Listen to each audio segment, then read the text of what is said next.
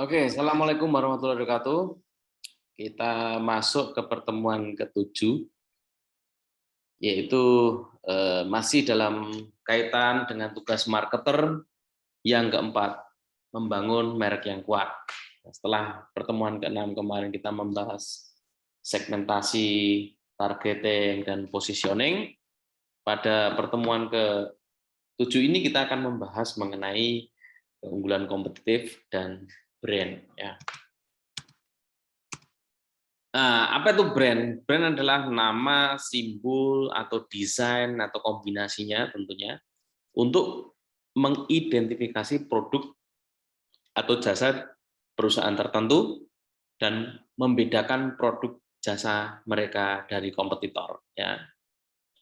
Jadi ada nama, ada simbolnya, ada desainnya, warna. Ya. Ketika kita lihat huruf M di jalan, kita tahu kalau itu adalah simbol dari restoran McDonald. Ketika kita lihat orang naik motor warna hijau, kita tahu bahwa asosiasikan bahwa itu adalah ojek online Gojek gitu ya. Nah, kemudian branding apa? Branding kegiatan untuk kegiatan untuk membedakan produk atau jasa perusahaan dengan kompetitornya. Contoh ya, nama Shopee ya, ini adalah suatu brand ya, contoh brand bagaimana suatu nama dipilih SHOPEE. Kenapa Shopee? Mungkin karena sounds like shop gitu kan, suatu produk Shopee gitu ya. Suatu kegiatan membeli shopping gitu ya, Shopee tapi diplesetkan jadi Shopee gitu ya. Itu adalah suatu elemen dari brand. Warna yang dipilih adalah orange ya. Ini untuk membedakan dengan pesaing gitu kan, membedakan dengan kompetitor lain. Tadi kan seperti brand adalah kegiatan untuk membedakan dengan kompetitor lain.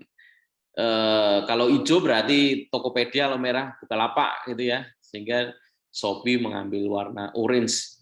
Karena ketika orange ada orang naik motor warna orange gitu ya. Kita tahu itu Shopee Food gitu. Warna orange. Logo yang dipilih adalah logo seperti kantong belanja gitu ya, memudahkan kita untuk mengasumsikan bahwa ini adalah tempat belanja secara online. Tagline juga merupakan dari bagian brand ya, gratis ongkir ya. Ini yang tagline yang luar biasa yang dibuat Shopee untuk mendobrak kompetitornya, di mana kompetitornya semuanya pakai ongkir gitu kan. Nah, ini Shopee gratis ongkir. Ambasador memilih Blackpink juga ada alasannya ya, untuk digunakan menjadi elemen brand ya. Kemudian jingle ya, goyang Shopee, bahkan ada juga kompetisinya di Shopee pipi pipi pipi gitu ya. Suaranya mirip Baby Shark ya, mudah ditiru. Anak-anak pun ketika ada iklan di YouTube atau iklan di televisi, jingle ini sangat melekat pada ingatan manusia. Contoh lain misalkan nah itu kan S-Walls gitu ya. Kemudian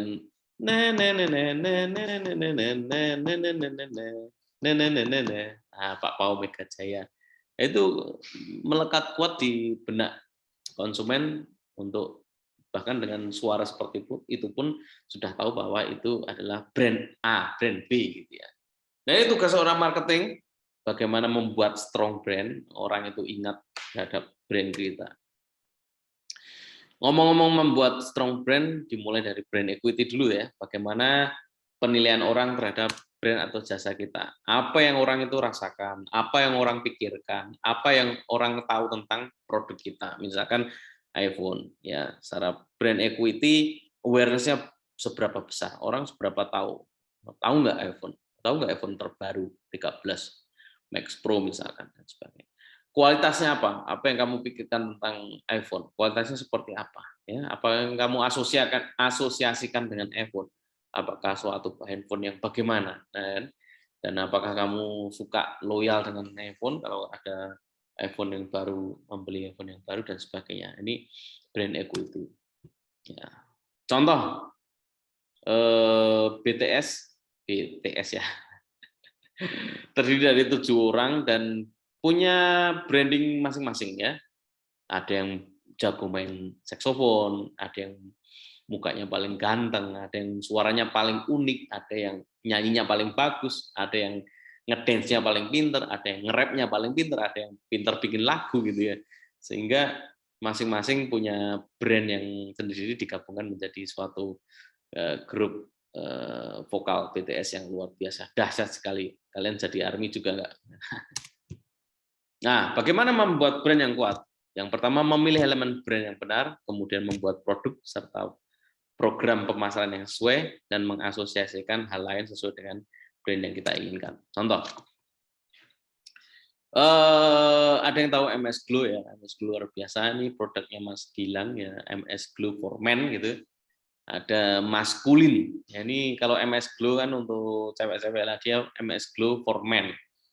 Dipilih brandnya maskulin, ya mengasosiasikan bahwa maskulin ya cowok yang maskulin, yang apa ya, yang gagah gitu kan. Dan dipilih warnanya juga ya warna hitam ya. Ini juga warna itu bisa memberikan kesan bahwa ini produk untuk laki-laki ya, hitam, warna hitam. Enggak mungkin kan kalau namanya maskulin produknya warna pink gitu kan. Mengasosiasikan warna pink boleh juga, tapi dipilih warna hitam agar lebih elemen brandnya lebih masuk gitu ya. Kemudian membuat program marketing yang sesuai dengan brandingnya. Contohnya di sini MS Glow for Men masuk ke dunia bola. Wah, luar biasa kan, bola ini penontonnya luar biasa banyak dan punya fanatis yang kuat ya.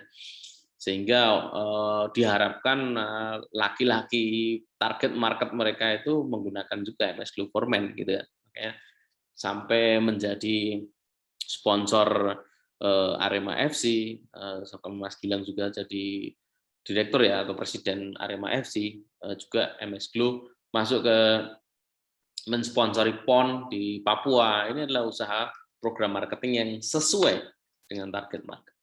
Dan menggunakan brand ambassador yang sesuai juga ya. Misalkan ada 3 orang ini, ada Arif Muhammad dan sebagainya. Nah, ini bagaimana sebuah brand membangun merek yang kuat dengan 3 cara. Membuat elemen brand yang sesuai, program marketing yang sesuai, dan mengasosiasikan pengguna-penggunanya ini sesuai dengan brand yang dimiliki. Di dalam persaingan ada posisi brand di mana jadi leader, yaitu memimpin suatu persaingan, ya. Ada yang juga challenger, ada yang ingin menjadi pemimpin tapi dia masih di urutan kedua, ketiga. Ada juga yang cuma jadi follower, ya. Tapi ada juga yang memilih untuk tidak bersaing, tapi dia mencari target market yang berbeda. Ini contohnya misalkan berdasarkan Counterpoint Research Monthly ini, Indonesia Channel Share Tracker Juni 2021, ternyata Xiaomi ini menjadi market leader ya dengan segmen dengan market segmen pangsa pasar 26% ya. Kemudian Vivo dan Oppo 21 dan 20 ini market challenger ya, masih menantang Xiaomi ini, Vivo dan Oppo. Tapi Samsung ini kita lihat semakin menipis dari 19% ke 13%. Ini dan juga Realme ini sekarang jadi ya nampaknya jadi market follower ya. Tapi ada juga yang 9%, gitu. Mungkin ada Apple juga di situ karena dia tidak bersaing secara kuantiti dengan Xiaomi, Oppo dan lain-lain, tapi dia lebih mengarah ke market niche yang memfasilitasi orang-orang yang punya kebutuhan selain daripada Xiaomi, Vivo, Oppo, Samsung, Realme dan sebagainya. Oke, mungkin itu pertemuan ke-7. Terima kasih dan assalamualaikum warahmatullahi wabarakatuh.